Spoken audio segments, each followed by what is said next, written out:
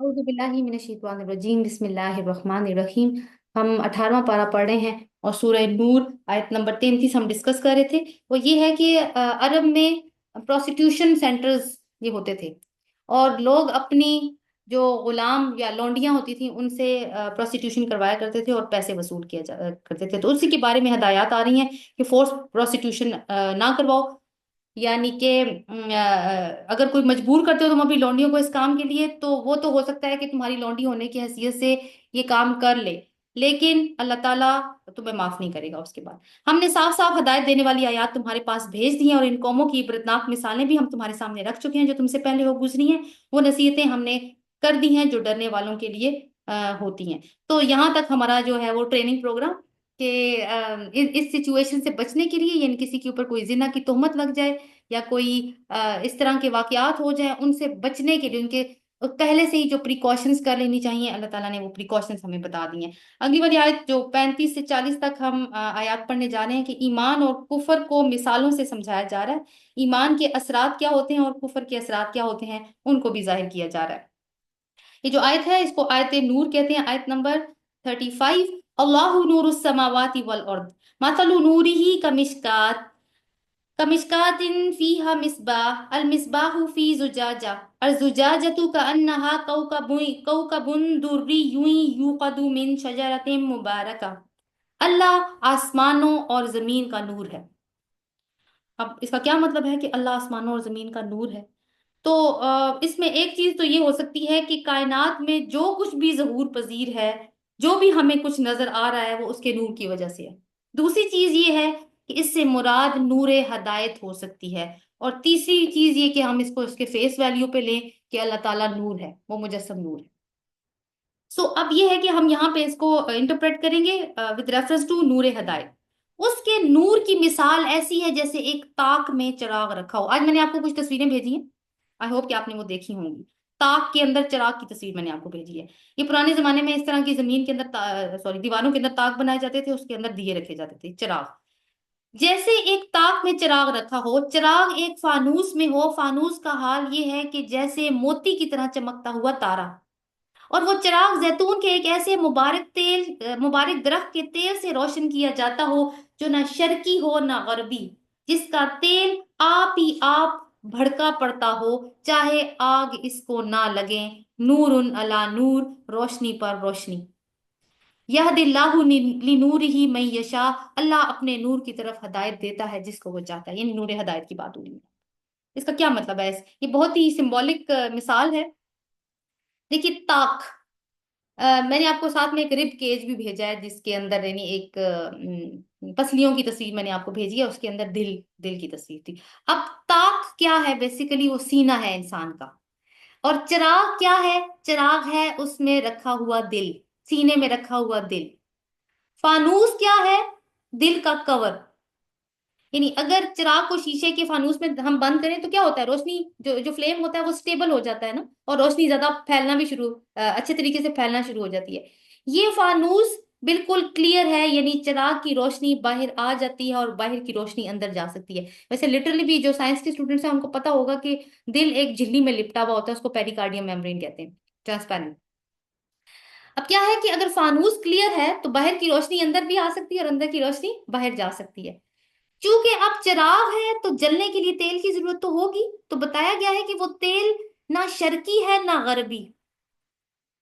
اچھا، دل کے اندر کیا ہوتا ہے؟ فطرت کا نور ہوتا ہے، کل ہم نے تھوڑی سی اس پہ بات کی تھی۔ دل کے اندر فطرت کا نور ہوتا ہے، یعنی روح کا مرکز کیا ہے؟ دل، اور روح کیا ہے؟ نور۔ تو فطرت کا نور ہوتا ہے دل کے اندر۔ یہ فطرت اگر سلیم ہو، یعنی اس کا جھکاؤ کسی ایک طرف نہ ہو، یعنی دنیا داری کی طرف یا خواہشات کی تکمیل کی طرف نہ ہو، تو مطلب یہ ہوگا کہ نہ شرقی ہے نہ غربی ہے، اپنی اصل جگہ پر ہے، یعنی نور فطرت اپنی اصل پر موجود ہے۔ اگر کسی کے دل میں نور فطرت اپنی اصل پر موجود ہے اور دنیا داری کا اثر اس پر نہیں ہوا، تو کیا ہوتا ہے کہ یہ جو نور فطرت سینے کے اندر ہے نا، یہ ہر وقت کسی دوسرے نور سے ملنے کے لیے بےتاب ہوتا ہے، کیونکہ اس کی ابھی تک تکمیل نہیں ہوئی۔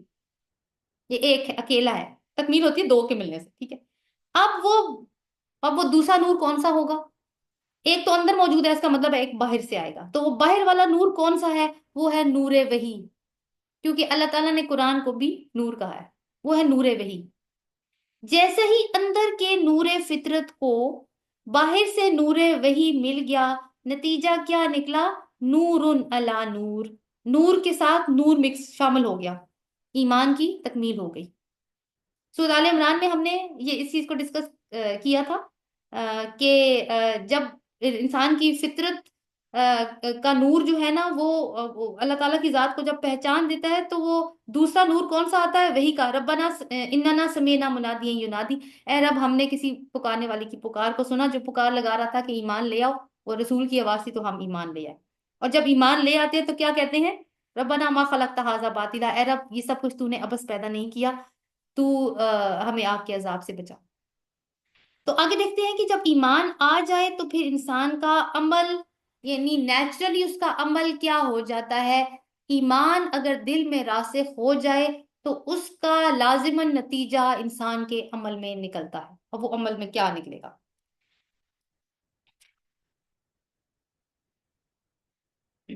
اللہ اپنے نور کی طرف جس کی چاہتا ہے رہنمائی فرماتا ہے، وہ لوگوں کو مثالوں سے بات سمجھاتا ہے، وہ ہر چیز سے خوب واقف ہے۔ یعنی مثال سے بات سمجھانے کا مطلب ہے کہ ایک کانسیپٹ ہے جو ویسے سمجھ میں نہیں آ رہا تو اس کو کنکریٹ فارم میں لانے کے لیے اللہ تعالیٰ نے ایک مثال دی۔ اب جن کے اندر یہ نور آ جاتا ہے وہ کیا کرتے ہیں؟ وہ ان گھروں میں پائے جاتے ہیں جنہیں بلند کرنے کا، جن میں اپنے نام کی یاد کا اللہ نے اذن دیا ہے۔ یعنی کون سے گھر ہیں؟ وہ مساجد۔ اور مساجد کے لیے یہ ہے کہ وہ بستی میں ایک پرومیننٹ جگہ پہ ہونی چاہیے، یعنی بستی میں نظر آئے مسجد۔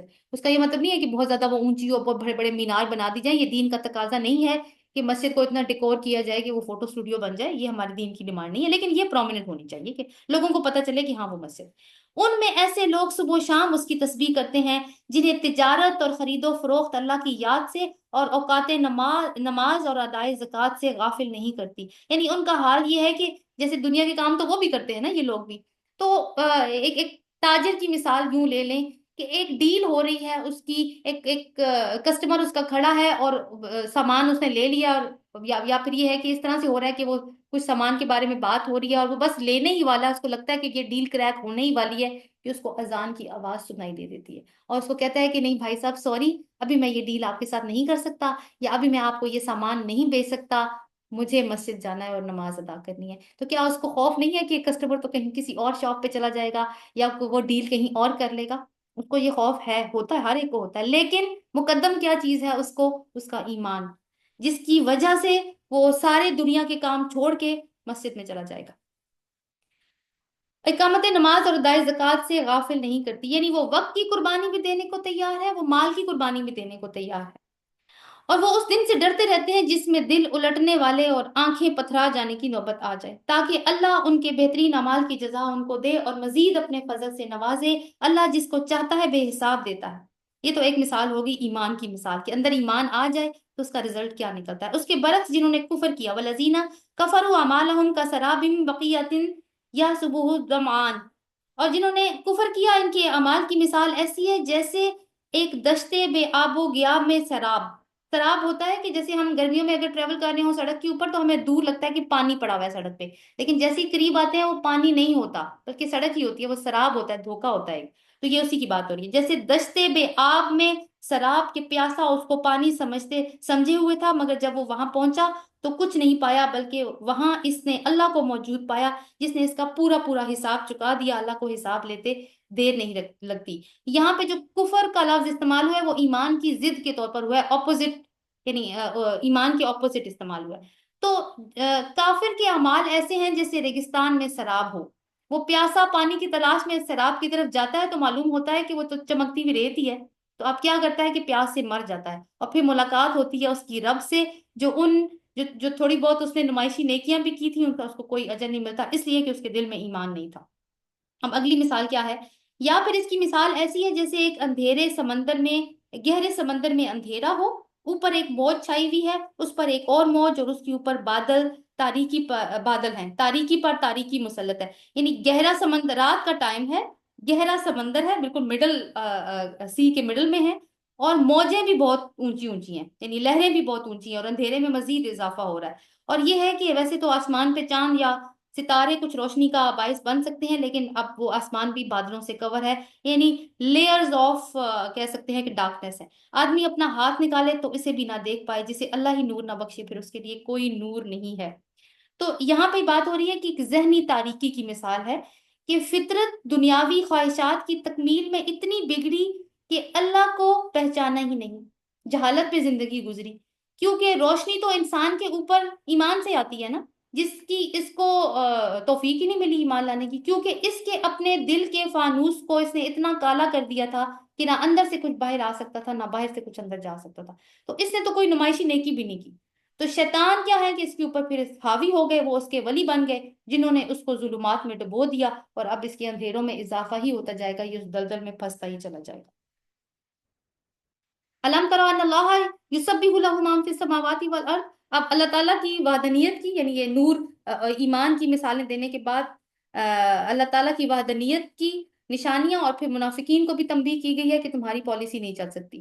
کیا تم دیکھتے نہیں ہو کہ اللہ کی تسبیح کریں وہ سب جو آسمانوں میں اور زمین میں ہیں، وہ پرندے جو پر پھیلائے اڑ رہے ہیں، ہر ایک اپنی نماز اور تسبیح کا طریقہ جانتا ہے، یعنی اپنی عبادت کا طریقہ جانتا ہے، اور یہ سب کچھ جو کرتے ہیں اللہ اس سے باخبر ہے۔ آسمانوں اور زمین کی بادشاہی اللہ ہی کے لیے ہے، اسی کی طرف سب کو پلٹنا ہے، یعنی ساری کائنات جو ہے وہ اللہ کی مسلم ہے، پوری کائنات میں جو دین ہے وہ صرف اسلام ہے۔ کیا تم دیکھتے نہیں ہو اللہ بادل کو آہستہ آہستہ چلاتا ہے، پھر اس کے ٹکڑوں کو باہم جوڑتا ہے اور پھر اسے سمیٹ کر تہ بتہ بادل بنا دیتا ہے، اور جب بادل تہ بتہ بن جاتے ہیں تو کیا ہوتا ہے پھر اس کے بعد، پھر تم دیکھتے ہو کہ اس کے خول میں سے پانی کے قطرے ٹپکتے چلے جاتے ہیں، وہ آسمان سے ان پہاڑوں کی بدولت جو اس میں بلند ہیں اولے برساتا ہے، یعنی یہ جو کنڈنسیشن کا پروسیس ہوتا ہے، میدانی علاقوں میں تو بارش ہوتی ہے، لیکن جہاں ٹیمپریچر ڈاؤن ہوتا ہے وہاں پہ پھر اولے بھی ہوتے ہیں اور برف بھی پڑتی ہے، اور پہاڑوں پہ جو ہے وہ ٹیمپریچر ڈاؤن ہوتا ہے، پھر جسے چاہتا ہے اس کا نقصان پہنچاتا ہے، اور جسے چاہتا ہے اس سے بچا لیتا ہے۔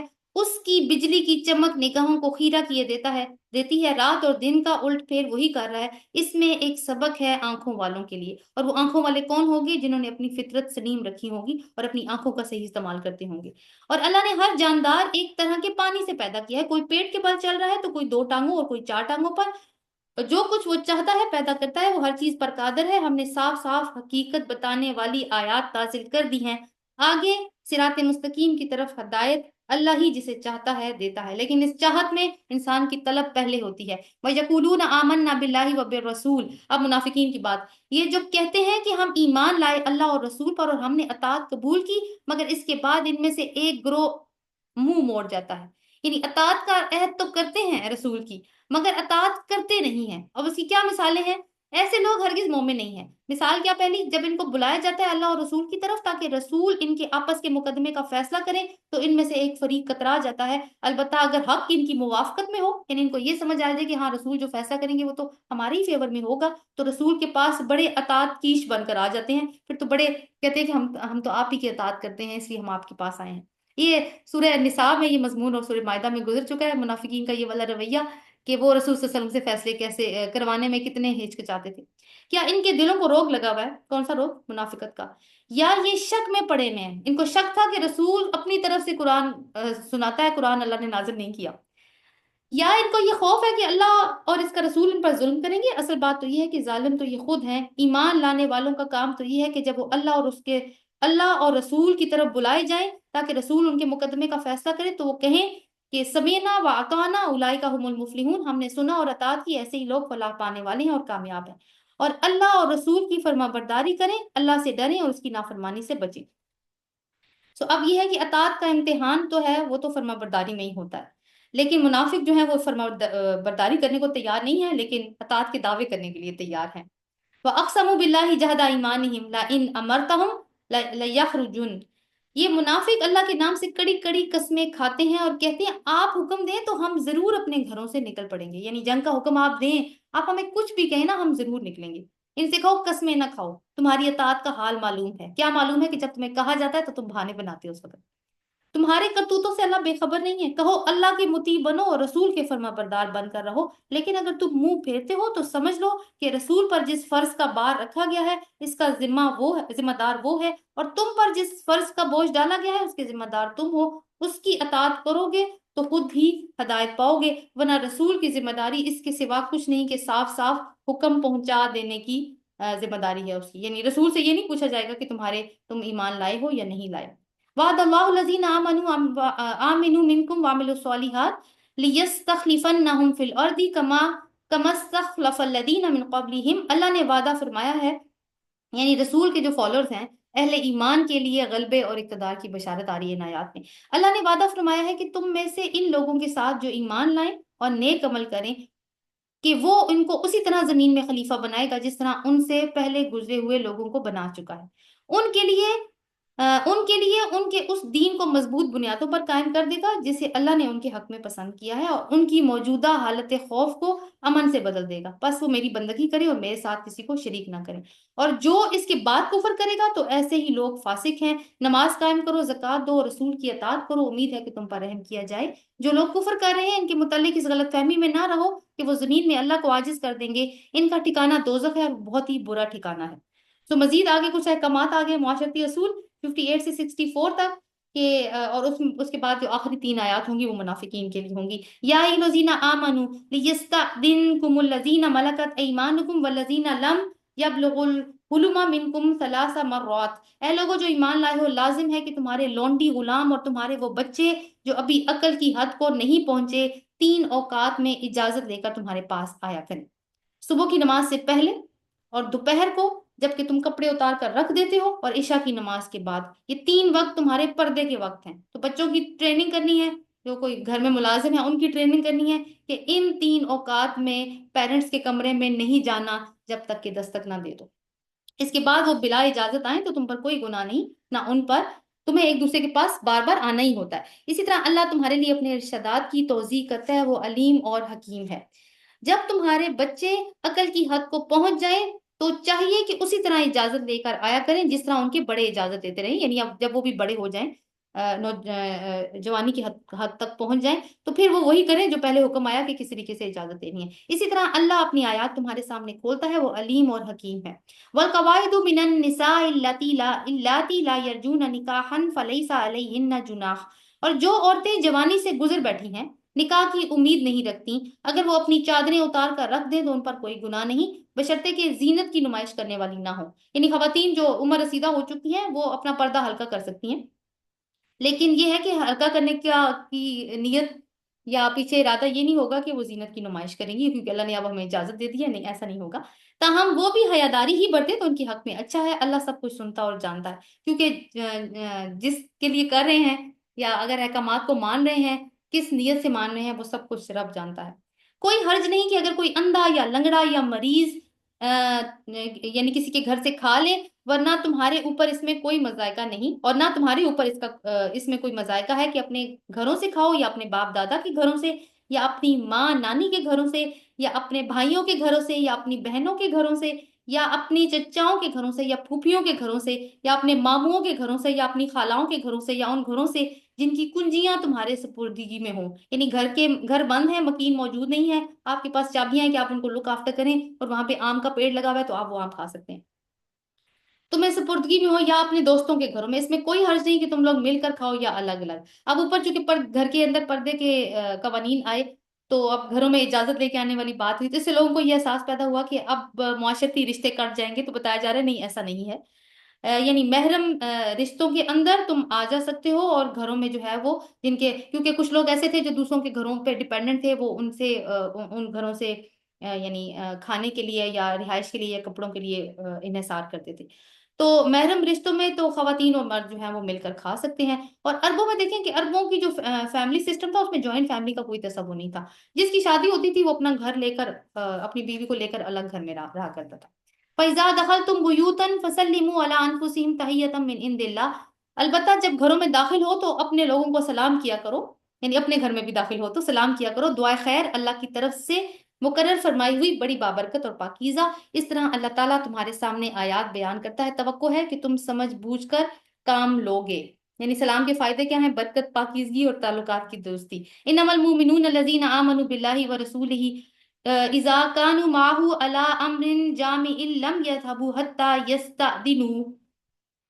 اب یہاں پہ کیا ہے، بات ہو رہی ہے کہ اجتماعی کاموں میں منافقین کا کیا رول ہوتا تھا کہ وہ رسول صلی اللہ علیہ وسلم کوئی बात कर रहे होते थे, कोई मीटिंग ले रहे होते थे, और ये मुनाफिकीन पीछे से चुपके से खिसक जाते थे। तो उस पे बात हो रही है। मोमिन तो असल में वही है जो अल्लाह और उसके रसूल को दिल से माने, और जब किसी इज्तिमाई काम के मौके पर रसूल के साथ हो तो उससे इजाजत लिए बगैर ना जाएं। ए नबी सल्लल्लाहु अलैहि वसल्लम, जो लोग तुमसे इजाजत मांगते हैं वही अल्लाह और रसूल के मानने वाले हैं।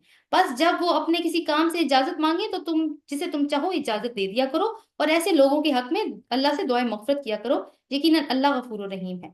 मुसलमानों, अपने दरमियान रसूल के बुलाने को आपस में एक दूसरे का सा बुलाना ना समझो, यानी उनको अदब के साथ बुलाओ, मलहूज़े खातिर रखो ये बात कि वो रसूल हैं जिनसे तुम बात कर रहे हो। अल्लाह उन लोगों को खूब जानता है जो तुम में से ऐसे हैं कि एक दूसरे की आड़ लेते हुए चुपके से खिसक जाते हैं। रसूल के हुक्म की खिलाफ वर्जी करने वालों को डरना चाहिए कि वो किसी फितने में गिरफ्तार ना हो जाएं, या इन पर दर्दनाक अजाब ना आ जाए। खबरदार रहो, आसमान और जमीन में जो कुछ भी है वो अल्लाह इसको जानता है।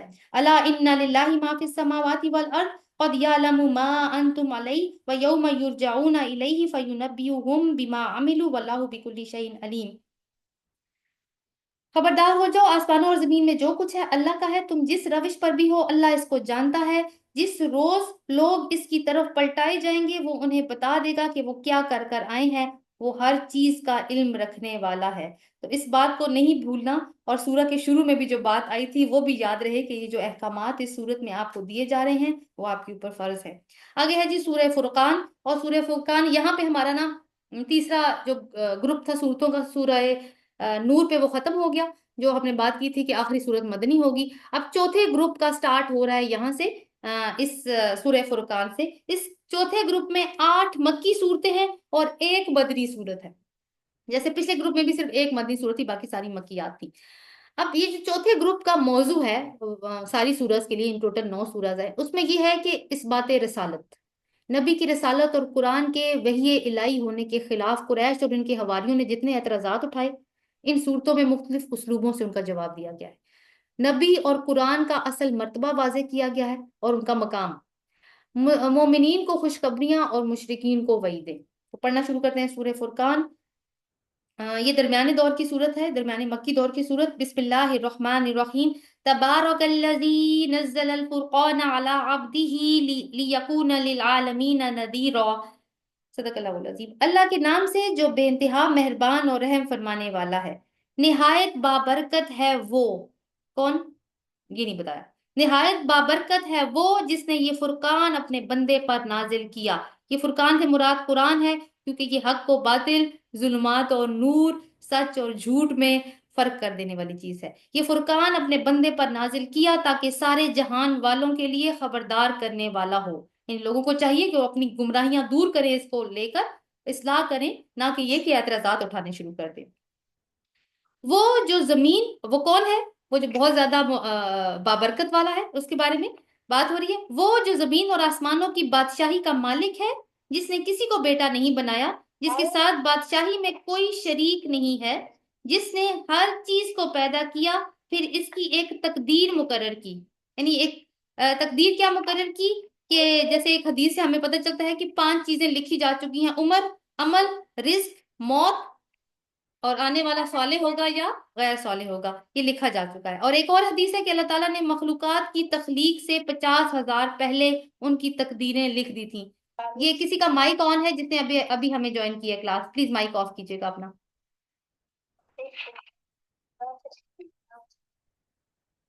ओके। लोगों ने उसे छोड़कर ऐसे माबूद बना रखे हैं जो किसी चीज को पैदा नहीं करते बल्कि खुद पैदा किए जाते हैं। वो खुद अपने लिए भी किसी नफा या नुकसान का इख्तियार नहीं रखते, जो ना मार सकते हैं ना जिंदा कर सकते हैं, ना मरे हुए को फिर से उठा सकते हैं। तो ये है कि इन आयात में हमने देख लिया कि फुरकान है वो एक बरकत वाली हस्ती की तरफ से है, और वो बरकत वाली हस्ती खालिक है, मालिक है, और वही तदबीर करने वाला है। आगे देखते हैं कि 3 से 9 तक जो आयात हैं उसमें कुछ इल्जामात और एतराजात हैं, और वो किस किस्म के हैं।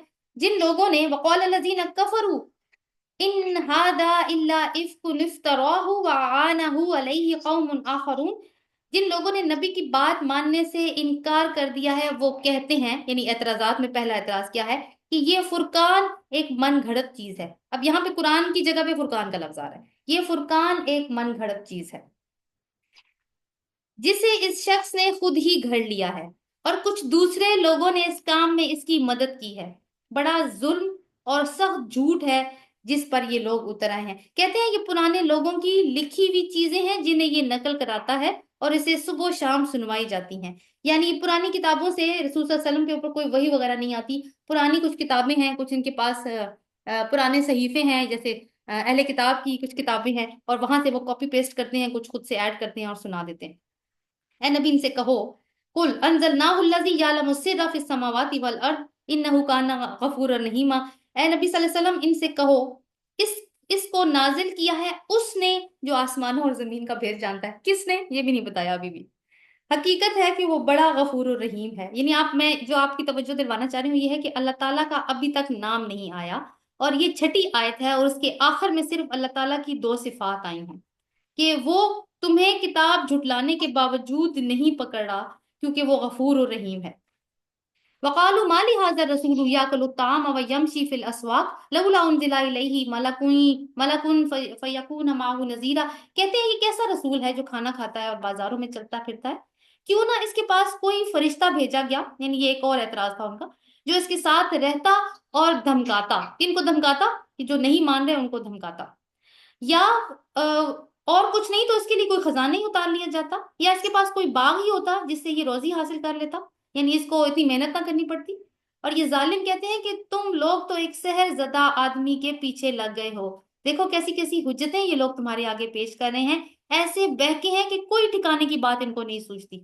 یعنی کبھی کوئی بات کرتے ہیں، کبھی کچھ اور کہتے ہیں، پہلے کہتے ہیں اس نے قرآن خود گھڑ لیا ہے، اور آپ کہتے ہیں اس پر جادو ہو گیا۔ بھلا جو شخص جادو کے اثر میں ہو، کیا وہ اس طرح کا کلام گھڑ سکتا ہے؟ اور ساتھ میں یہ کہ اللہ تعالیٰ یہ بھی جواب دے رہے ہیں کہ باغوں اور خزانوں کی کمی نہیں ہے اللہ تعالیٰ کے پاس، لیکن ان لوگوں کی جو نظر ہے وہی محدود ہے۔ پھر اگین وہی والی آیت، دوبارہ سے وہی والا لفظ، تبارک الذی ان شاء جعل لک خیرا من ذلک جنات تجری من تحتها الانہار ویجعل لک قصورا۔ بہت بابرکت ہے وہ جو اگر چاہے تو ان کی تجویز کردہ چیزوں سے بھی زیادہ بڑھ چڑھ کر تم کو دے سکتا ہے۔ بہت سارے باغ، یعنی ایک نہیں ایک باغ مانگ لینا، بہت سارے باغ دے سکتا ہے جس کے نیچے نہریں بہتی ہوں اور بڑے بڑے محل۔ اصل بات یہ ہے کہ یہ لوگ اس گھڑی کو جھٹلا چکے ہیں۔ یعنی کس گھڑی کو جھٹلا چکے ہیں؟ قیامت کا ان کو یقین نہیں ہے، کیونکہ اگر قیامت کا یقین ہوتا تو رسول کی بات کو سنتے تو ضرور، کم از کم تو سننے کو بھی تیار نہیں ہے۔ اور جو اس گھڑی کو جھٹلائے اس کے لیے ہم نے بھڑکتی ہوئی آگ مہیا کر رکھی ہے۔ جب دور سے ان کو دیکھے گی، کیا آگ جب دور سے ان کو دیکھے گی، مائک آف کر دیجیے گا، 758 جن کا نمبر ہے کائنڈلی مائک آف کر دیں۔ جب ان کو دیکھے گی تو یہ اس کے جوش، غضب اور جوش کی آوازیں سن لیں گے۔ یعنی ایک تو وہ جو جہنم ہوگی اس کی اپنی آواز ایسی آ رہی ہوگی، سورہ ملک میں ہمیں پتہ چلتا ہے کہ وہ خود چنگھاڑ رہی ہوگی، چیخ رہی ہوگی جہنم۔ اور جب یہ دست و پا بستہ اس میں ایک تنگ جگہ پر ٹھونسے جائیں گے تو اپنی موت کو پکارنے لگیں گے۔ اس وقت ان سے کہا جائے گا آج ایک موت کو نہیں بہت ساری موتوں کو پکارو۔ ایک موت سے کام نہیں چلنے والا، یہاں یہ بتایا جا رہا ہے، کیونکہ جتنی مصیبتیں تم پہ ابھی آنے والی ہیں، جتنی سزائیں تم کو ملنے والی ہیں، تو اس کے لیے ایک موت کافی نہیں ہے، بہت ساری موتیں مانگو اس لیے۔ قل اذالک خیر ام جنت الخلد التي وعد المتقون کانت لهم جزاء و مصیرا۔ ان سے پوچھو یہ انجام اچھا ہے، یہ وہ ابدی جنت جس کا وعدہ اللہ نے متقی لوگوں سے کیا ہوا ہے، جو ان کے اعمال کی جزا اور ان کے سفر کی آخری منزل ہوگی۔ کون سا سفر؟ وہی سفر جس کا آغاز عالم ارواح سے ہوا تھا، پھر دنیا میں آیا، پھر موت آئی، پھر برزخ میں رہا، پھر جب سور میں پھونکا جائے گا تو اللہ تعالیٰ کے سامنے حاضری، اب فیصلہ، اور نتیجے کے اعتبار سے پھر ہمیشگی کا گھر ملے گا، جس کا تذکرہ اوپر ابھی آیت نمبر 10 اور 13 میں بھی گزرا ہے۔ یہ ان کے سفر کی آخری منزل ہوگی جس میں ان کی ہر خواہش پوری ہوگی، جس میں وہ ہمیشہ ہمیشہ رہیں گے، جس کا عطا کرنا تمہارے رب کے ذمے ایک واجب الادا وعدہ ہے۔ یوم یحشرہم وما یعبدون من دون اللہ فیقول انتم اضللتم عبادی ہؤلاء ام ہم ضلوا سبیل۔ اور وہی دن ہوگا جب کہ تمہارا رب ان کو گھیر لائے گا اور ان کے ان معبودوں کو بھی گھیر لائے گا جنہیں آج یہ اللہ کو چھوڑ کر پوج رہے ہیں۔ یعنی اللہ تعالیٰ مشرکوں کو بھی لے کر آئیں گے اور یہ مشرک جن ہستیوں کو اللہ کے ساتھ مقابلے میں شریک ٹھہرا رہے ہیں ان کو بھی اللہ تعالیٰ لے آئیں گے. پھر وہ ان سے پوچھے گا کیا تم نے میرے ان بندوں کو گمراہ کیا تھا، یعنی جن کو انہوں نے معبود بنا رکھا تھا، ان سے اللہ پوچھے گا، یا یہ خود راہ راست سے پھٹک گئے تھے. وہ عرض کریں گے قالوا سبحانک ما کانا ینبغی لنا ان نتخذ من دونک من اولیاء. وہ عرض کریں گے پاک ہے آپ کی ذات، ہماری تو یہ مجال نہیں تھی کہ آپ کے سوا کسی کو اپنا مولا بنائیں، مگر آپ نے ان کو اور ان کے باپ دادا کو خوب سامان زندگی دیا حتیٰ کہ یہ سبق بھول گئے اور شامت زدہ ہو کر رہے. یعنی ہم نے نہیں ان کو بھٹکایا تھا، یہ ان کی اپنی خواہشات تھی، ان کے اپنے انٹرسٹ تھے، جس کی وجہ سے انہوں نے یہ سارا کھیل کریٹ کیا ہوا تھا. جیسے کہ ہم پہلے بھی بات کر چکے ہیں کہ یہ جتنا بھی شرک بزنس ہے، یہ جو بھی اس کے کریٹرز ہیں، انہوں نے یہ سارا اپنے فائدے کے لیے یہ کاروبار بنایا. یہ شامت زدہ ہو کر رہے اور یوں جھٹلا دیں گے وہ تمہاری ان باتوں کو جو تم آج کر رہے ہو. ان تمہارے معبود ان باتوں کو جھٹلا دیں گے. اور ظاہر ہے ان معبودوں میں فرشتے بھی، جو کہ انہوں نے اللہ کی بیٹیاں ٹھہرائی ہوئی تھی، اس میں نیک انسان بھی ہو سکتے ہیں اور اس میں عیسیٰ علیہ السلام بھی ہو سکتے ہیں. پھر تم نہ اپنی شامت کو ٹال سکو گے، نہ کہیں سے مدد پا سکو گے، اور جو بھی تم میں سے ظلم کرے اسے ہم سخت عذاب کا مزہ چکھائیں گے.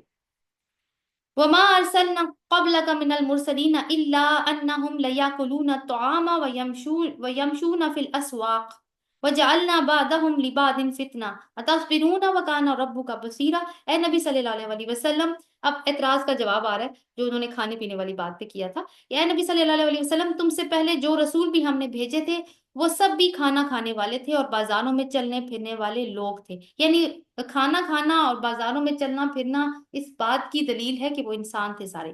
دراصل ہم نے تم لوگوں کو ایک دوسرے کے لیے آزمائش کا ذریعہ بنایا ہے.